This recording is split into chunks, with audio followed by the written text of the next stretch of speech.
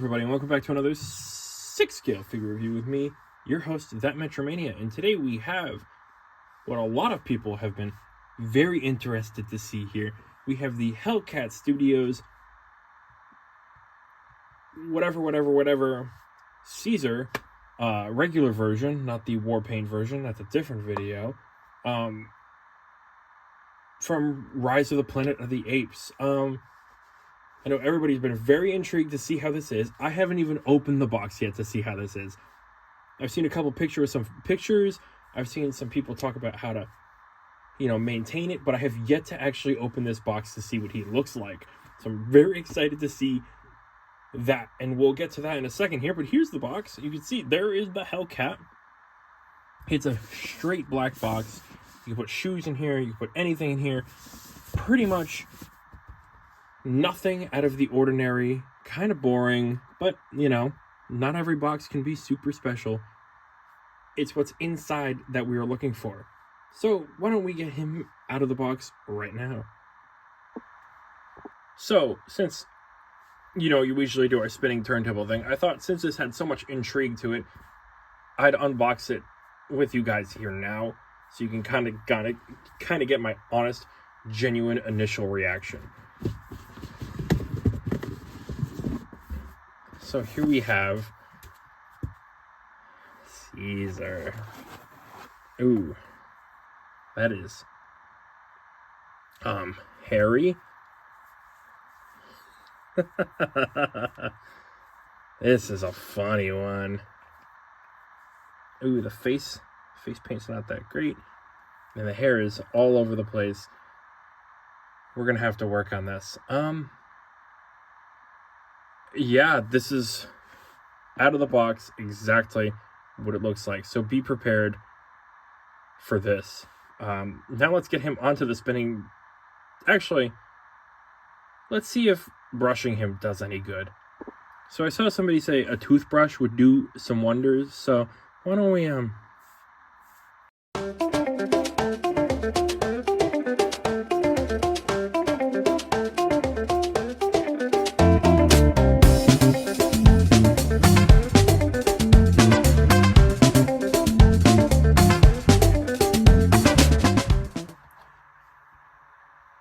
So after a little brushing, it's a little better. There's definitely going to be some need for hair maintenance. There's going to be, because the head doesn't quite sit flush. But even just brushing it just that little bit definitely does some wonders to improving the overall look of it. There is some heavy paintwork on the face. Honestly, it's really dark. But we'll talk about that more in a second here. But this is a fun figure. It's something that I never thought I would see, Caesar from Planet of the Apes.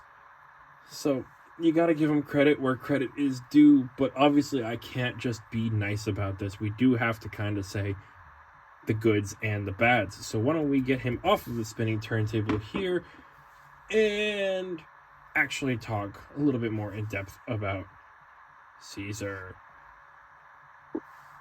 So this is, like I said, the regular version of Caesar, and all he comes with is this holding hand here, which they do all have fur on them, so you can play around with that. Open hand for the right hand, because you can see there's an open hand on the left. We got the gun hand, which is an interesting one. We got this holding hand, even though he doesn't hold anything. This is more for the version B with the war paint. Same with this one. And then we also have his M16, which he has for a little bit in the movie. It's kind of generic, just a straight black with a strap. You can find this with a lot of 6-scale figures. It's nothing like mind-blowing. It's not going to change your life. But that's pretty much it for the accessories for this guy.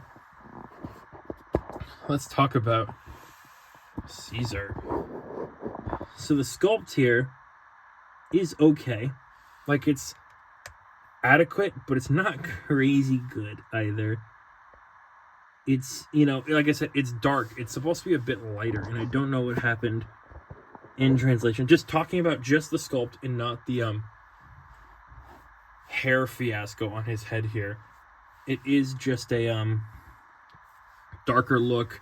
It gives it more of that movie look from like the original movies of the Rise of the Planet of the Apes, when it's the people in the costumes and the masks, and it kind of looks more like that than the lighter, more regular chimpanzee look that he had in the actual movie. So that kind of takes away from it. I don't know what happened in the paint department where they were just like, make it dark. Okay, boss. Whatever you say, boss. Because it's like the only part that needed to be painted other than, the hands and the feet. But they're all like slightly darker than it needs to be. So it almost doesn't look like Caesar. I mean, it's like Caesar shaped, but it's not quite Caesar because it's not the same color. Like this could just be any old chimp. There's nothing defining about this guy. I just bought a 6-scale monkey. Also, there are posable eyes. And there is... What am I trying to say?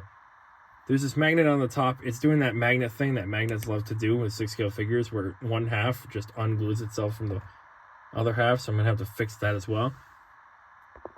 But you got to give him props for the old posable eyeballs. That's always a fun one. Especially on a character like this, where it really isn't necessary, but it's a fun one to have. But yeah, all around, I mean, it is all just straight up fur. I don't even know, like let's see if I can get the camera to be a little happier here.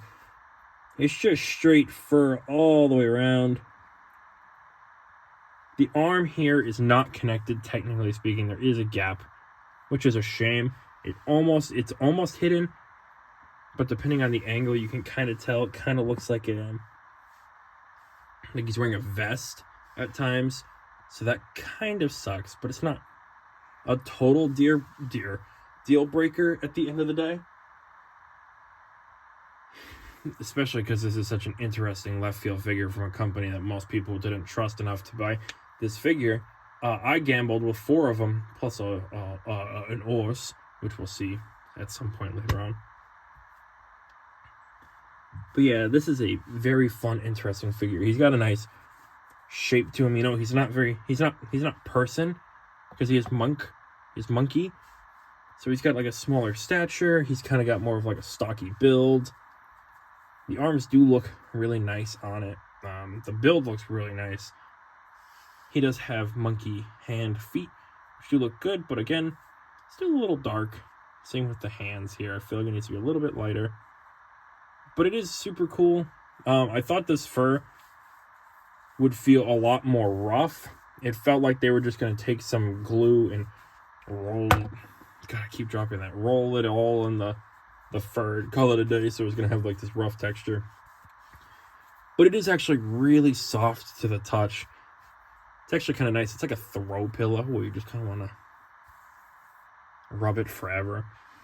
There are small pieces falling off, but so far nothing like too crazy where I'm like, oh man, this is all going to fall off over time. It's probably just like the unglued stuff.